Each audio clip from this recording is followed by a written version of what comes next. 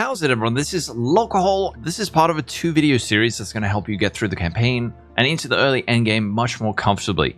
This is a guide on surviving the campaign, focus on defenses, and tomorrow I'll release the guide on improving your damage to get through the campaign much more easily. If you're interested in learning more about defenses in PoE 2, you can check out this video over here or some of our written guides over on Mobalytics. But with that out of the way, let's get right into it. So the first tip, armor in the campaign is really strong. You can massively improve your effective hit pool just by getting a simple body armor in Act 1. For example, it's not ultra scientific, but with no armor, it was about 6 hits to kill my character. With 1 piece of body armor, it was 8, and I survived much longer. Also did another test a little bit later, and it was about 17 hits to kill with a body armor versus 13. So you can see that this makes a really big difference.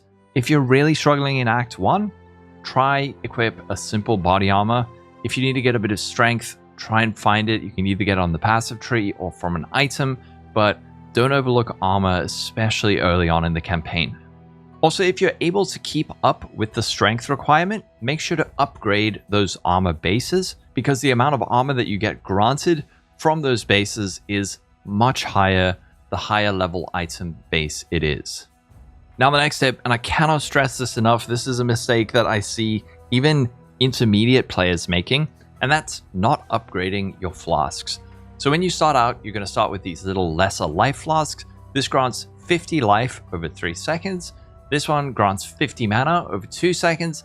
However, at level 4, you get this, which grants 90 life over 5 seconds, and it makes a big difference, especially when you are getting hit by a whole lot of little monsters. There's very little recovery in the campaign early on other than your life flasks, so making sure to upgrade these as you go is extremely important. Once we go from level 4, you get a level 10 flask, and these ones I say are probably one of the most important ones to upgrade. This is a jump from 90 over 5 seconds to 150 over 4 seconds. Before you fight the King in the Mist in Freythorn or the Executioner, and especially Geonor, you really want to upgrade your life flasks. Also pay attention to your mana flasks so you're not running out of mana. And then continuing on into Act 2, level 16, you get a Grand Life Flask. This is 260 life. But another thing you can do to improve your flask effectiveness is to roll them, make them magic. Compare this over here. This is a level 23 life flask, but it has the modifier 42% increased amount recovered. Over here, we have a level 30 life flask. This provides 450 life over 4 seconds, but just because this one is rolled magic, it actually provides more life recovery than this. Of course, if you upgrade this one to this, you can see now it grants 684. So this can make a huge difference to your recovery. Don't overlook your flasks. Don't forget to upgrade them. It makes a tremendous difference. Now the next one is to pay attention to your resistances.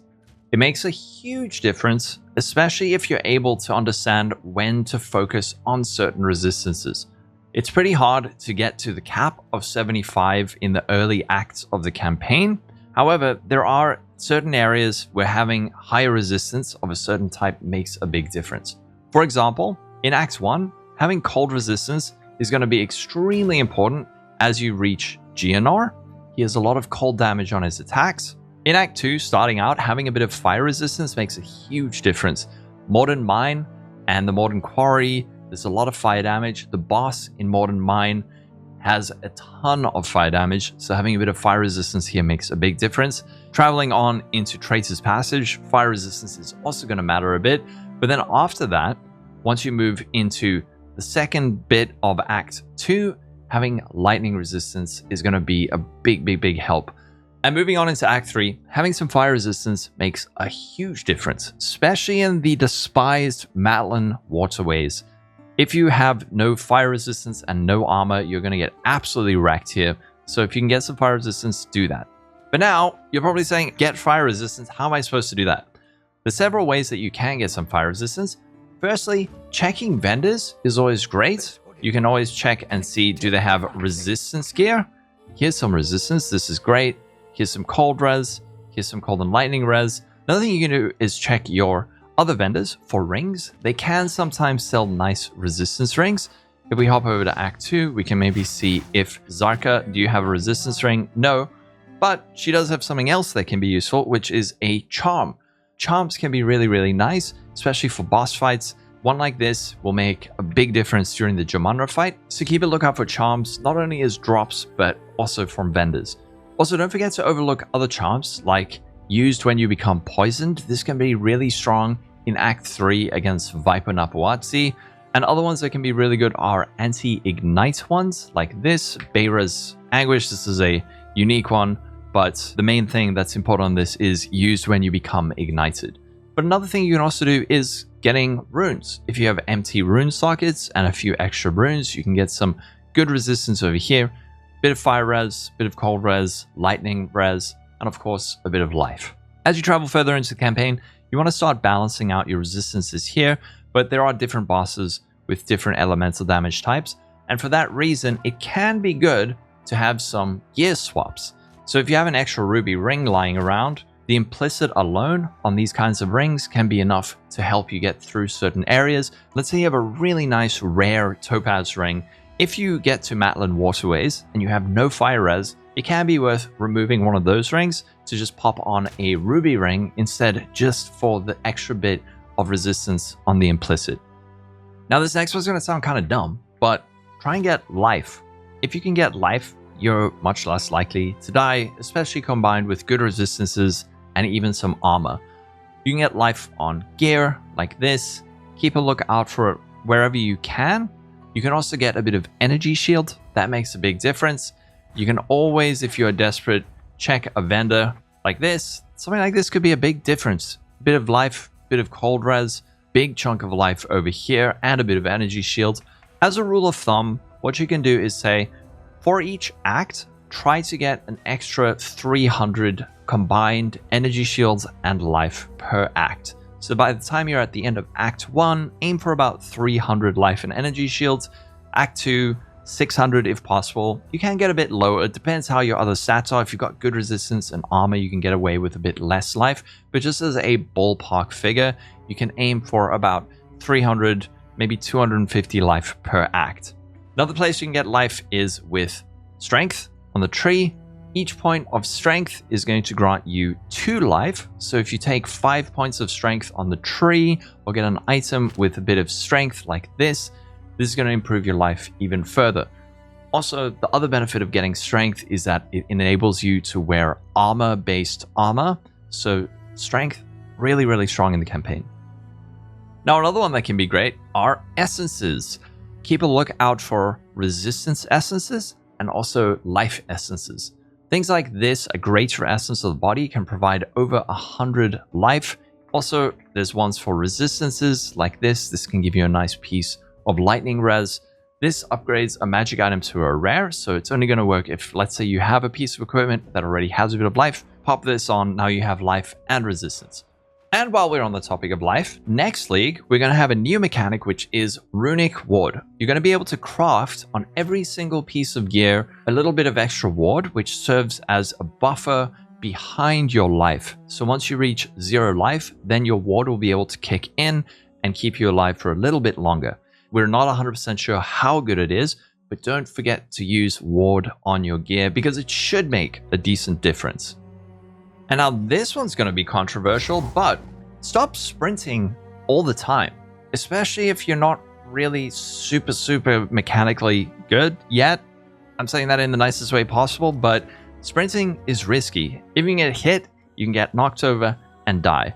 I probably shouldn't tell you this if you're not aware of it, but there's an option in Options Interface. You can go down here and it says keep sprinting while moving. This will allow you to keep sprinting even after you release the dodge button.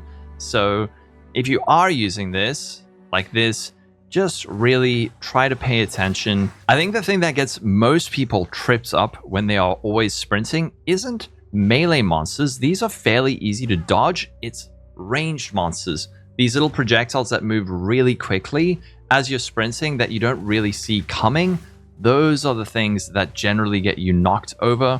So be careful to not sprint, especially in areas with tons of ranged monsters.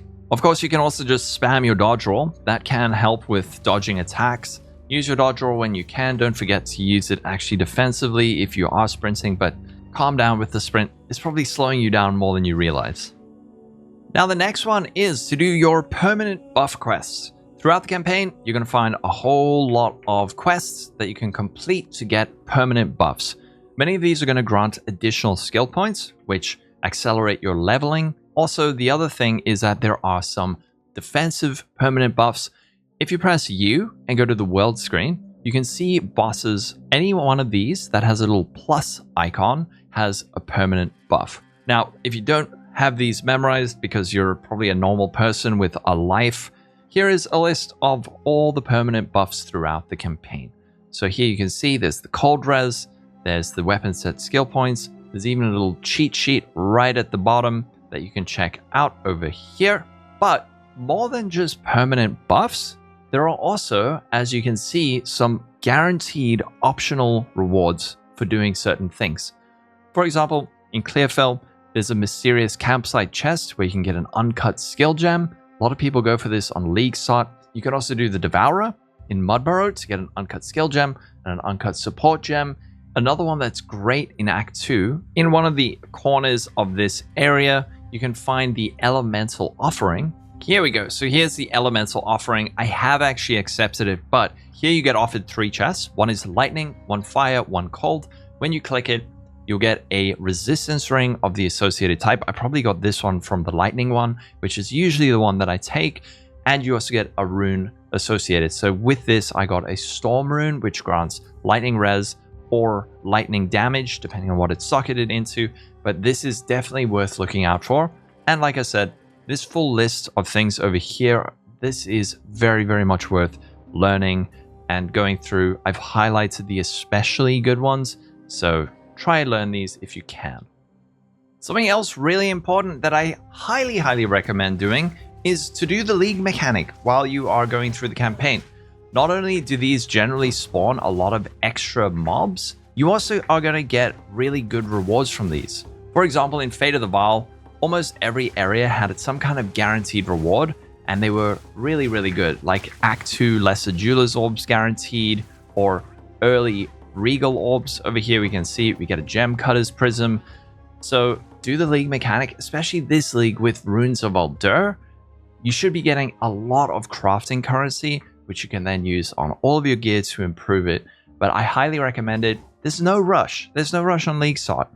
Don't compare yourself to people speedrunning and rushing through the campaign. Take your time, do the League mechanic, and I promise you your gear will be so much better and you have a much better time. Another thing that can cause problems with survivability is just being too underleveled. For example, I'm in a level 46 area over here, and my character is level 41. I'm fine with that, but if you are maybe a little bit less experienced, try to be around the same level as the monster level, and don't be too far underneath it. Not only does it make it easier to stay within the level range because you'll have more passive points, you can equip better gear and better flasks. On top of that, if you are too far under the level of the area, you're going to start incurring a major XP penalty, meaning you're going to get less experience for doing the same thing. So one thing you can do if you're really low on experience is, like I just did there, I cleared part of the area and then I respawn a checkpoint and the monsters are going to come back. Not all of them. Sometimes where there are guaranteed uniques or rares or magic monster packs, those will not respawn. But another way that you can do like a full clear is, let's say we want to kill these guys. We've finished clearing the area. We got some nice XP. We can go back to town, or we can go back to a waypoint. And from there, we can go control click Kedge Bay and create a new instance. This will properly, fully refresh the area. You can also do this at the entrance of any area that you go into. Let's say that we cleared infested barrens, got through the Chimeral Wetlands. We can control click here and create a brand new instance and then clear it again to get a bit more XP and a bit more loot. The next step is to really try to learn bosses. When you're fighting a boss, pay attention. See what is killing you. I know it can be a little bit tough sometimes to actually understand what is killing you, but there are a lot of avoidable attacks like slams and stuns. Like, I'm going to get hit by this. That was completely avoidable. Pay attention. If you are getting killed a bunch, you can go back and level up, get some better gear, but also really focus on what you're doing. There are some boss guides out there and little tips that can help. I'll show you a couple here with GNR, because this is a pretty notoriously tough fight for a lot of folks. Here's a nice tip with GNR. You can actually block these. These can freeze you quite easily, but if you get a shield, you can just block them with Raise Shield. And the number one tip is just slow down. There's no rush. Seriously, there's people rush in this game so much. I think it's because they're watching streamers who are maybe much more experienced and going really fast. And, you know, you're on League Start, you're watching so-and-so, and they're in Act 3, and you're still in Act 1, and you're thinking, what am I doing wrong? The only thing you're doing wrong is you're not playing Path of Exile for like 12 hours a day. And I mean, is that really doing anything wrong? I'd probably argue that the dude playing Path of Exile for 12 hours a day is maybe the one doing something wrong. Just chill. There's no rush. Have fun with the game. The thing that's going to suck the life out of the game for you is when you start comparing yourself not only to other people, but to people whose job it is to play this game. Another truly final tip is that a good offense is a good defense. But you're going to have to wait for that, because that's going to be a separate video coming out tomorrow where I'm going to go over a whole lot of tips for building damage throughout the campaign and help you get through it much more comfortably. So if you enjoyed this defensive side, don't forget to like and subscribe so you can catch the video tomorrow. Also, don't forget to follow me on Twitch, and I stream on YouTube. I'm going to be focusing a lot on videos leading up to the launch of 0.5, but once launch happens, I'm going to be streaming a bunch, so it'd be great to have a lot of you there. Every little bit helps, so if you guys want to hang on stream, please come. You can also join the Discord, check out some of the guides on Mobalytics, but that's going to be it. Have a wonderful day, everyone. Stay safe. Catch you in the next video, and bye-bye.